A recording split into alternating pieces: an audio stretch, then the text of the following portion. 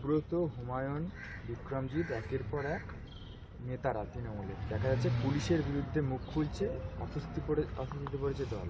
একই সুরে কথা। পশ্চিমবাংলার পুলিশ কেন কুঁকড়ে থাকে, কেন কোনো অন্যায়ের বিরুদ্ধে ব্যবস্থা নেয় না, কেন উগ্রপন্থীদের বিরুদ্ধে ব্যবস্থা নেয় না, এই নেতাদের বাচন দেখে আমরা সেটা বুঝতে পারি।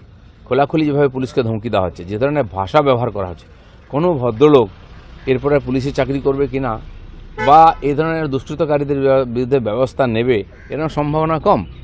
তো প্রকাশ্যে যদি পুলিশের সম্বন্ধে এরকম ভাষা ব্যবহার করা হয়, কোন ভদ্রলোক পুলিশে চাকরি করবে? পুলিশের বাড়ির লোকেরা, মহিলারা, তারা কি দোষ করলো যে টিএমসি কথায় কথায় আমাদের জ্ঞান দেয়, মহিলাদের নিয়ে কথা বলে? আমাকে বহুবার বলা হয় দিলীপ ঘোষ মহিলাদের সম্মান করে না। আমি তো কোনো মহিলাকে ব্যক্তিগতভাবে আক্রমণ করিনি, অসম্মান করিনি।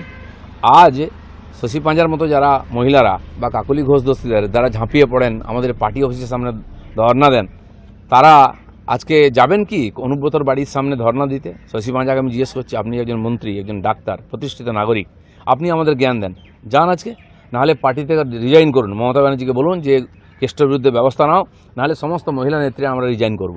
কিছু করতে পারবেন না, ব্যবসা করছেন ওনারা পার্টির নামে।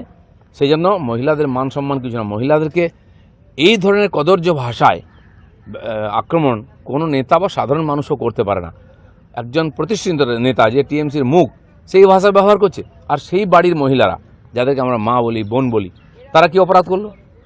তোমার কার সঙ্গে ব্যক্তিগত ঝগড়া হতে পারে, তাকে টার্গেট করতে হবে, চমকাতে পারার কাজ হয়নি বলে, কিন্তু তার বাড়ির মহিলারা, তাদের প্রতি এরকম কদর্য ব্যবহার আমি জানি না কোন পার্টির কোন নেতা আগে করেছে। তারপরেও টিএমসি যুক্তি দিচ্ছে, এআই দেখাচ্ছে, অনেক কিছু, তার বাকি চামচারা তার চেয়ে এগিয়ে গেছেন। আজকে মমতা ব্যানার্জিকে উত্তর দিতে হবে, তিনি এ ধরনের নেতাদের পুষে রেখেছেন কেন? খালি ক্ষমতায় থাকার জন্য?